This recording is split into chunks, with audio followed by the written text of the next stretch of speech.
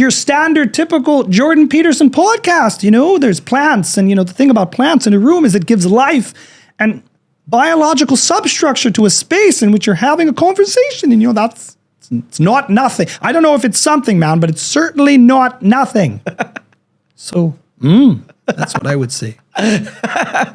Bro, yeah. Because it's funny because there is a whole not every time I say substructure, I think of him. Yeah. No, but there's a community of people that listen to all these people. Right. Like the comments section of comedians' podcasts crosses over with the Jordan Petersons and the Gary V's and all these people. Like there is this thirst for it. So the humor is just right on brand. And there's nobody doing that, like bridging all those things together because they do cross over, like self-help comedy, like they talk, they know. I wouldn't say any of that was completely intentional on my part or calculated. I was just doing the people in my like cross section of what I consume. And I actually think we're in a world now in the content space where you think you're the only one watching these things, like that, your tastes are everything is so curated and focused to particular people's interests, but there's a lot of people in that space. So it creates a lot of private jokes between like mass sort of, but deep communities of people. So it's like, if you know Jordan Peterson, you know Jordan Peterson. Yes. If you don't, you don't. He's completely obscure. So he's like known to several million people, whatever. And outside of that,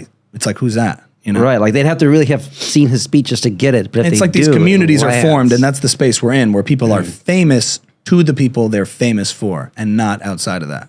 Which is kind of cool because that means that you'll more likely be able to walk around as a famous person and not be mobbed so much. Yeah, if you're just in a different place. I think it's a healthier balance a little bit. The only thing can be risky is when you have to do everything yourself. You can risk getting worn out because you have to build up these audiences completely on your own in isolation. And you just have to be mindful of that, and not, people talk about burnout and content creation burnout and stuff because you never take any breaks and you constantly feed this beast and you can't let it consume you either. So, yeah, I saw you post the other day that you were taking a break. Yeah. And I actually even took that post down because I was like, I kind of started seeing this trend a little bit happening of like creators that I follow posting how they're taking off for August. I got inspired by that a little bit. And I was like, oh, cool. So I'll let the audience know I'm not going to be posting for like the first time in 2 years, like not posting daily. But then I realized in doing that, like I'm indulging in the same practice of like asking permission from followers to stop posting for them. It's almost like I could just stop posting for a minute. Like by posting, I'm taking a break. It's almost admitting that I have to ask permission to do so. It's like an apologetic tone. Yeah. Then it sets the frame. Yeah, and I'm like, what? I could also just not post. And they can wait. That's okay. But by doing that, it's like it was sending a signal I didn't mean to send. Yeah. It was having dramatic, unintentional consequences. And I was getting like messages like, checking in. I'm like, hey, you know what? Ugh. Never mind. Like, I just won't post for a few days. I just won't post for however long until I'm ready to like make more stuff again, because you make a lot of stuff without expectation, right? Like the Gary Vee and me, like provide value without expectation. But the challenge, I think, with any modern day creator, especially, or with the mantra of like hard work, that all this stuff is hard work and takes a lot of work and consistency. And I subscribe to all those things, and I practice what I preach in that way. I tell people, ask me how I've like built up followings online and how that works. And I'm always very suspicious of here's how to get 1,000 followers in 2 weeks and do all these things and hacks and shortcuts. It's like, no, it's like fitness. You got to show up every day and make stuff. And you're in the grind too. You have the podcast, you know what it takes. But the issue with that is because of the mantra of hard work, it's sometimes hard to assess where something that's stressing you is just part of the hard work, and where it's like, okay, you need to take a break and like have balance. How to have that discernment is important because they feel almost the same. They feel the same. You're like, well, I'm so stretched right now. It's like, well, that's hard work. That's what it is. That's par for the course. And I think it's just a judgment call. And at some point, there's diminishing returns. Yeah, exactly. Right? Like sometimes if you work twice as many hours, you don't get twice as much done because then your work starts sucking, you start missing details or whatever. And then you follow Jocko Willink and he's like, get up at 3:30. Yeah. Get up at 3. Get up before you go to sleep. What? Yes, I get up before I go to sleep. That's the grind. I'm sweating. I go to sleep sweating. I wake up in my bed having done 3 push-ups already unconsciously. That's my alarm. I don't set the alarm. The alarm. When I hear that snooze button, I break the phone. I go through a new iPhone every day because I snap it in half. That's the grind.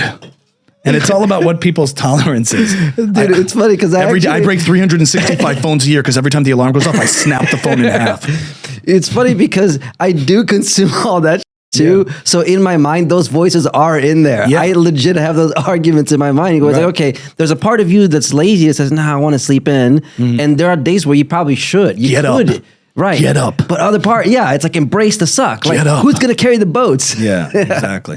So like, yeah, it's ultimately a judgment call. If you burn out, then you're not there. So whatever. I'm sure Jocko Willink takes breaks. But it also depends on what stage of the content creation process you're at. When you're just starting and developing and have to build the habits of consistency, it's probably not a great idea to post once a week and take a break if it's not going to facilitate whatever. Yeah. But like any person who's a fitness guru has recovery days. Otherwise your muscles will destroy themselves and they'll atrophy if you don't work them out. Yeah. So, you just have to be really put into it. Like I was just watching the self-awareness. Yeah. I have that. Have you seen the Shaun White documentary on HBO? I haven't seen it, no. I just got into snowboarding recently and I saw it and just watching his regimen to get into the Olympics, right? Like the amount that they train, but then the rest is like so planned into it, right? Like the ice baths and the physical therapy and this and that. Like the rest is equally important. They do go hard. I think most people that advice is needed because they don't go hard enough. Right. So for the general population, you could say, get up sooner and do it. It'll probably help. Yeah. But when you're already doing that nonstop,